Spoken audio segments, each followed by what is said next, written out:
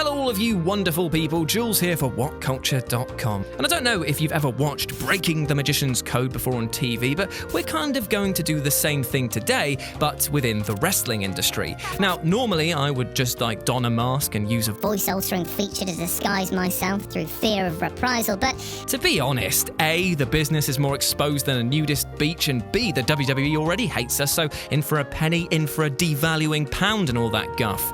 And to be honest, the things that we're going to be talking about today are happening right in front of us. So it's less about exposing something and more just going, oh yeah, that's a bit odd, right? With this in mind, I'm Jules, this is WhatCulture.com, and these are 10 wrestling secrets hiding in plain sight. Number 10. Listen to the sounds. One of the biggest cons in wrestling is the way that talents attack each other with weapons. Now, outside of the WWE, things seem to be more lax, seeing as you can literally drive spikes through your opponent in some promotions. Yet within Vince's slap shack, things are much more restrained. Look at the chair shots that are wisely now only to the back. Look at the times that Triple H holds the tip of his hammer, hello Vicar, as he hits his opponents. And for anyone thinking that Trips did a number on Big Dave's back at Mania 35 with that chain, well, take a look at this image. The photo, kindly provided by the WWE themselves, actually exposes one of the more exciting moments of this somewhat crawling match, as the sound of that chain hitting Batista echoed throughout the arena.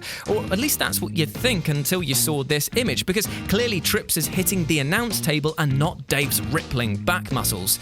It's a clever but simple trick that, whilst looking dangerous, is basically the same as Homer Simpson beating up his barbecue in that episode. What a reference. Number 9. The face wash Brainwash.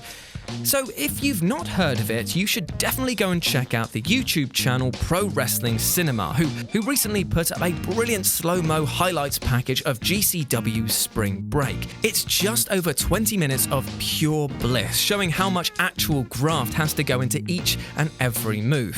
From Canadian destroyers to big old chops that would fill your belly alongside a Sunday roast, it is brilliant to see the craft up close and in such great detail.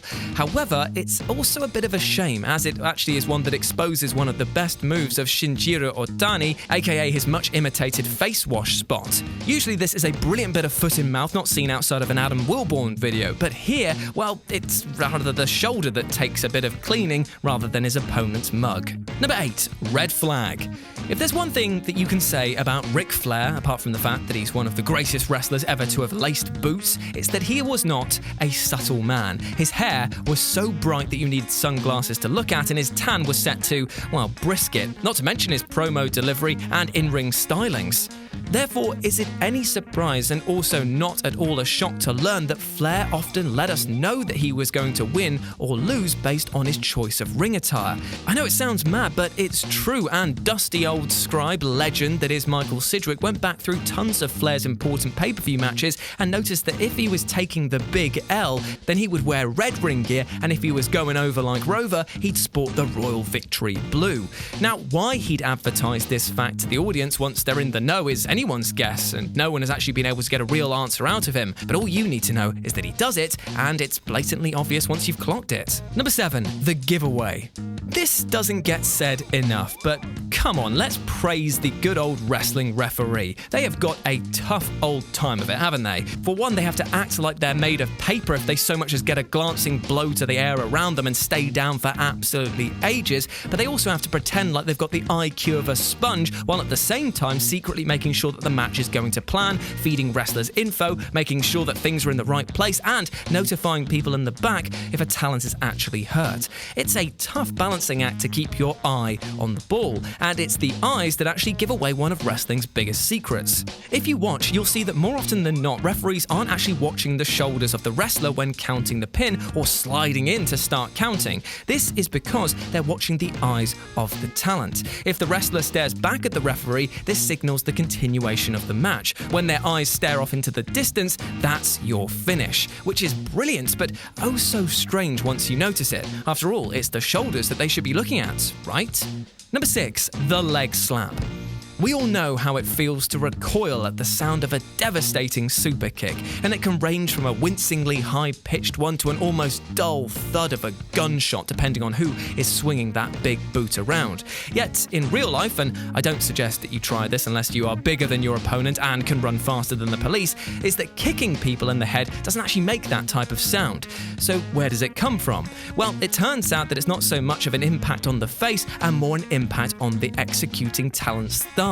Things move so quickly that you can barely register this, and with quick camera work of most promotions, you'll be none the wiser watching at home, but it's true. The hit that you're actually hearing is just the result of a huge trick slapper not seen since your mum was on the game. Who am I kidding? She still is. And also, that was my one per list.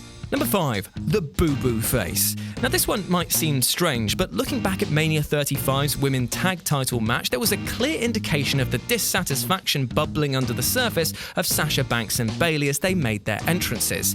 Now the pair at this point were tag champs. I mean, everything should have been rosy, right? Well, for the most part it was, and the pair still forced a smile and schmoozed as you'd expect on their way to the ring, yet when they held their belts aloft and the world snapped their picture, they dropped the pretense and picked up the pissed off face. An image for the world to see that captured the dissatisfaction they clearly felt towards their position within the company, and most likely to the fact that they were saying goodbye to the titles that they'd helped will into existence. Basically, it's the exact face that you'd pull if you'd found out that you were losing to the Iconics. I'm sorry, Wilbon. Number 4, Stunt Grannies. The wrestling plant is not just a whomping willow on steroids, but a name given to a person in the crowd who's been selected by the company to either interact with the match at some point or even get in the way to take a body, acting as a fleshy barrier to the real crowd. It's a brilliant way of making the event feel like it can't be contained, and it's been done in numerous ways across the timeline. From Mrs. Dad trying to outbox the legend, the myth, the potato prince himself, Shane O'Mac, from a granny trying to bray Hulk Hogan back in WCW, it is a brilliant spot and a brilliant pop, but ultimately it is all just a ruse. Still though, it's hard not to cheer for these plucky no-hopers, although it is a bit strange and a bit of a shame that we've not seen the crowd, who are usually so vocal at how they could beat up anyone, not help these poor souls. Oh well, I'm sure that they're not just full of hot air, right? Yeah, I'm sure of it. Number 3, Chatty Faces. This next entry is just an unfortunate reality of the high definition that we're used to now and the all-seeing eye of wrestling filming. As the decades have passed and technology has improved, and the fact that we now have multiple camera operators on the show floor, it's hard to hide when wrestlers are actually relaying information to one another in the ring. I mean, we've all seen it, a chin lock which looks very much like the person applying it is telling them a very aggressive bedtime story. And we've even heard it multiple times when Big Match John can't keep his damn big mouth shut and calls out his matches. Now, if promotions were smarter, they'd be able to cover this with lots of angles to cut between to mask what's going on, but you know what, there are other times when simply this is impossible to avoid and it's right there in front of us. Number 2, squeezing.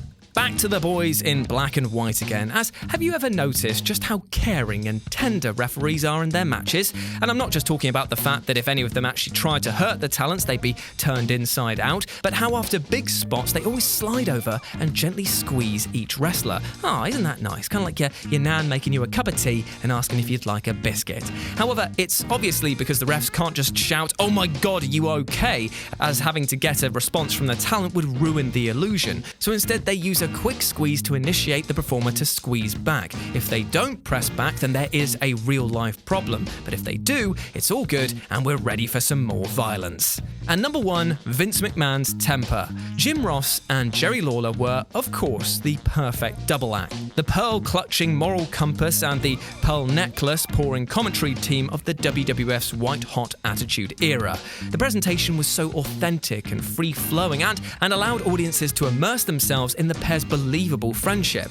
Yet, as the years have continued, the banter has been reined in and spread very thinly across a larger commentary team, and now listening to the WWE product is now harder than ever to just sit back and enjoy.